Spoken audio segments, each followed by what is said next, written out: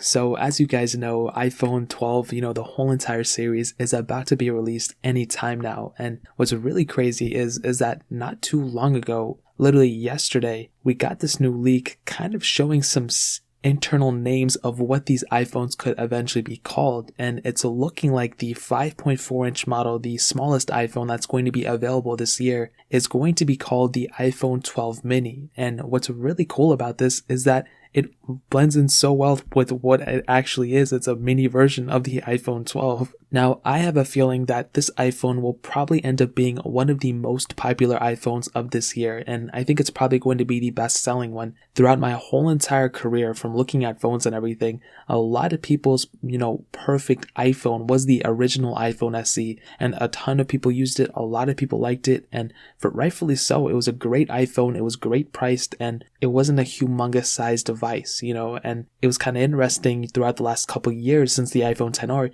the cheaper iPhone was the, mid-tier model in terms of the size. So this time around, it's actually going to be the smallest model, and then the iPhone 12, and then the 12 Pro and 12 Pro Max. But with this iPhone 12 mini, size-wise, it's going to be about the same size as far as we know as maybe like an iPhone 8, somewhat like it. And I actually created some renders this time, some 3D models of what this iPhone could eventually be like. And this is the very first 3D model I've ever done, and I figured I might as well drop it into this video. And I don't know how well it's going to look. This is the first one, so it's not going to be that great. I've done, models where I just photoshopped images that I've already had and taken and stuff like that. But this time I created this whole entire 3D model. Hopefully it turned out well. If it turned out trash, then, I'll get better over time. But I think it actually turned out pretty decent, to be honest. And of course, we're going to have that dual camera setup on the back, which I'm totally okay with. I've seen this time and time again, and having a dual camera setup is perfectly fine for me. I really don't need, 30,000 different type of sensors and stuff. As long as it has a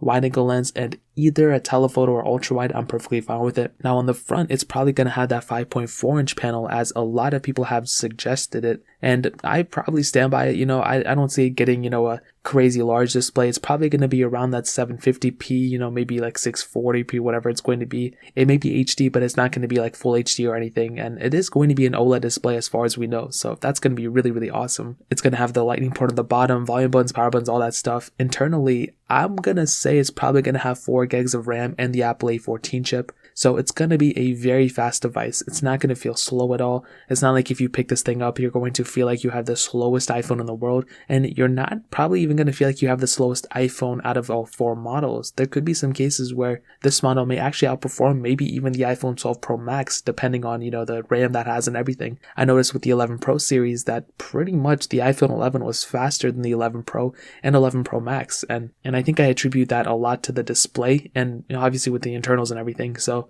maybe we'll see that the iPhone 12 mini could also be a really good performing device and maybe even outperforming some of those newer iPhones, but we're just going to have to wait and see about those. But ultimately, I'm really excited about this iPhone. I cannot wait to get my hands on it. Price-wise, it's probably going to be around that $749 price tag. We've kind of seen this before with some other iPhones as well, so I'm pretty sure it's going to be a great performing device. I don't think it's going to be slow at all, so that's going to be really awesome. And I think the camera sensors are also going to be really good as well. It's probably going to be around the same as the iPhone 11 series, with that dual camera setup on the back of that. It's probably going to be the exact same setup on the iPhone 12 mini, so I'm really excited for it. This kind of just confirms that we are going to be getting this smaller iPhone, and I cannot wait to get my hands on it. If you guys have any other questions or anything, let me know in the comment section below. Hit the like button, that would mean so much, but definitely hit that subscribe button. Every single subscriber that we get really does count, so it means so much if you guys could hit that. Also check out the other links down in the description as well. My Twitter, my Instagram, my second channel. More importantly than everything else, I love every single one of you guys.